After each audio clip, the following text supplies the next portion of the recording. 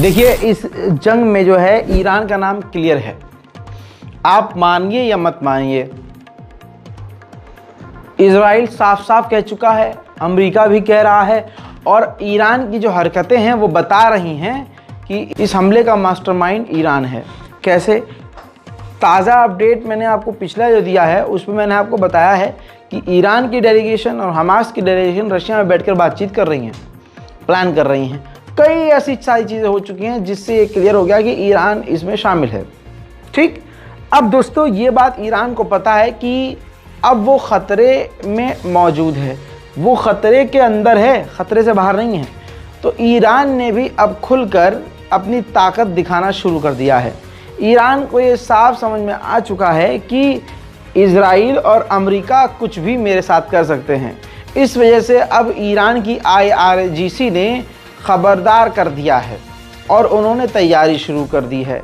दोस्तों, आने वाले कुछ ही दिनों में ईरान ख़तरनाक तैयारी करने वाला है।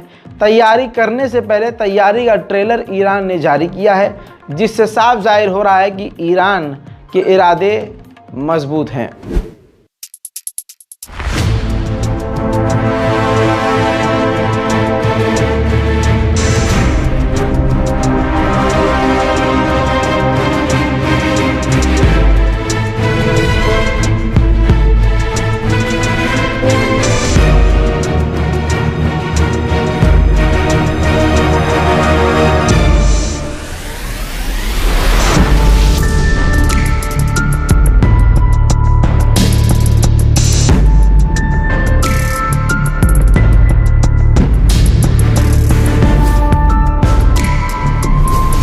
तो दोस्तों, आपको ये भी बता दूं कि धमकियों का भाई एक लेवल होता है कि धमकी किस प्रकार की है।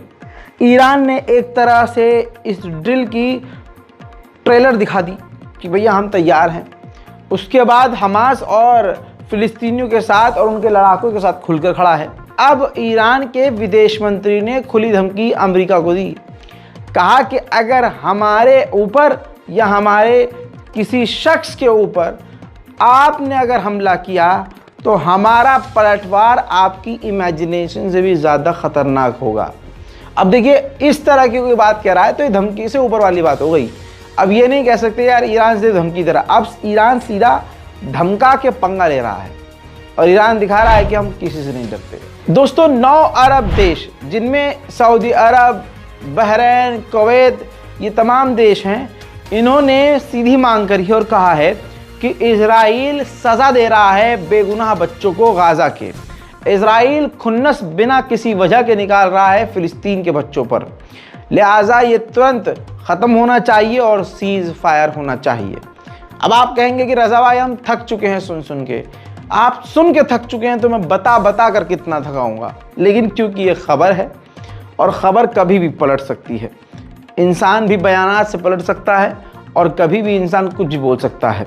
आम इंसान बोलता है तो बात अलग होती है, कोई देश बोलता है तो बात अलग होती है। तो ये आपके लिए ज़रूरी है कि कब किसने क्या बोला। फॉर एग्ज़ाम्पल, आप ये समझिए कि सबसे बड़ा शैतान अमेरिका है। अमेरिका ही इस जंग की आग में घी डाल रहा है। वहीं सही बात यह आ रही सामने कि इस जंग के बाद यही है शैतान। बाइडन और फ्रांस का राष्ट्रपति इमैनुअल मैक्रोन, जो कि इस जंग के बाद 2 स्टेट सॉल्यूशन को पुश करेंगे, यानी 2 स्टेट सॉल्यूशन की बात कर रहे हैं। दोस्तों, गाज़ा के लोगों को तो छोड़ दीजिए, नाबुलस और दूसरे फिलिस्तीन के इलाके में ये गाड़ियों के ऊपर, फिलिस्तीनियों की गाड़ी के ऊपर पर्चा रखकर और चारों तरफ पर्चा सड़कों पर रखा जा रहा है। गाड़ियों में, उनके घरों पर पर्चा चिपकाया जा रहा है, जिस पर साफ तौर से लिखा हुआ है इजराइलियों के द्वारा कि ये आपका लास्ट चांस है, जल्द से जल्द आप फिलिस्तीन छोड़कर जॉर्डन चले जाइए, तौर तरीके से बिल्कुल, वरना हम भगवान के हुक्म से, ऊपर वाले के हुक्म से, हम आपको भगवान के पास भेज देंगे। वेस्ट बैंक में इस तरह के लीफलेट मौजूद हैं जो बड़ा नकबा, जी हाँ, एक और नकबा करने की तैयारी है और सबूत आपके सामने हैं। वहीं लीबिया के स्टेट काउंसिल ने बहुत सही डिमांड करी है। उन्होंने कहा है कि जो भी देश इजराइल को सपोर्ट कर रहे हैं, हम उनको तेल और गैस देना बंद कर दें। अपनी सरकार से डिमांड करी है। इसी लीबिया के अंदर कल भी बहुत बेहतरीन आवाज़ उठी थी।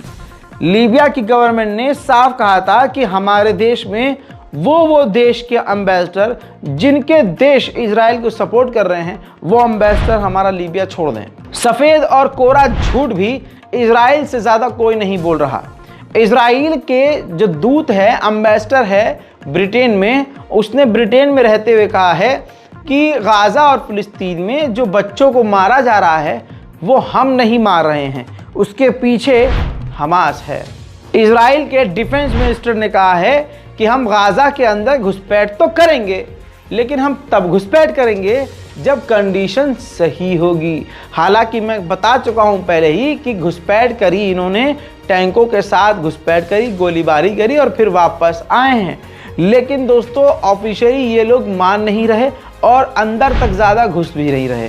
दोस्तों दुनिया का सबसे बड़ा नजिस और झूठा इंसान बाइडन, उसने कल ये कहा था कि मुझे यकीन नहीं है कि 2000 बच्चों को ही कत्ल कर दिया इजराइल ने गाज़ा के अंदर। मैं इस बात को नहीं मान सकता। इस बात पर ही ये देखिए एक लंबी लिस्ट गाज़ा ने जारी कर दी है उन शहीदों की, उन मारे जाने वालों की जो गाज़ा के अंदर इजराइल के एयर स्ट्राइक में मारे गए हैं। दोस्तों 7000 शहीदों के नाम हैं इस लिस्ट में। कितने? 7000। और पूरी जानकारी मरने वालों के बारे में है इसमें। साथ ही इस लिस्ट के बाद गज़ा ने यह कहा है कि अभी 500 लाशें ऐसी हैं जिनकी शिनाख्त नहीं हो पाई है। और इतनी लंबी लिस्ट लगभग 7 से 7,500 की जारी कर दी है। अब बाइडन के मुंह पर ताला लग गया है। उधर जर्मनी ने ईरान को वार्निंग दी है कि तुम बीच मत कूदना। उसको रोक कर पूरे यूरोप से कह रहा है जर्मनी कि आप इजराइल का साथ दीजिए। तो ईरान में दम है तभी तो उसको रोका जा रहा है। इन तमाम चीज़ों के बाद इजराइल के डिफेंस मिनिस्टर का अलग बयान आया है।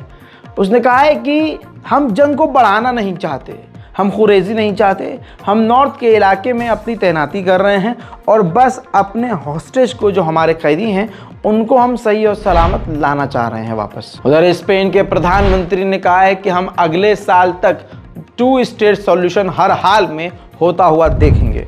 उधर हमास ने साफ कह दिया है कि अगर ग्राउंड ऑपरेशन इजराइल ने लॉन्च किया गाज़ा के अंदर और गाज़ा के अंदर ये अगर घुसते हैं यहूदी फौज, तो वो बुरी तरह से हार जाएंगे। दोस्तों फिलहाल की इस रिपोर्ट में इतना ही। जल्द और जानकारियों के साथ आपके सामने लौटूंगा। इससे पहले की तमाम रिपोर्ट्स आप ज़रूर देखिएगा ताकि कोई भी खबर आपसे मिस ना हो और कोई भी बात आपसे छूटे नहीं। मैं हूं रज़ा और आप देख रहे हैं रज़ाग्राफी। जय हिंद।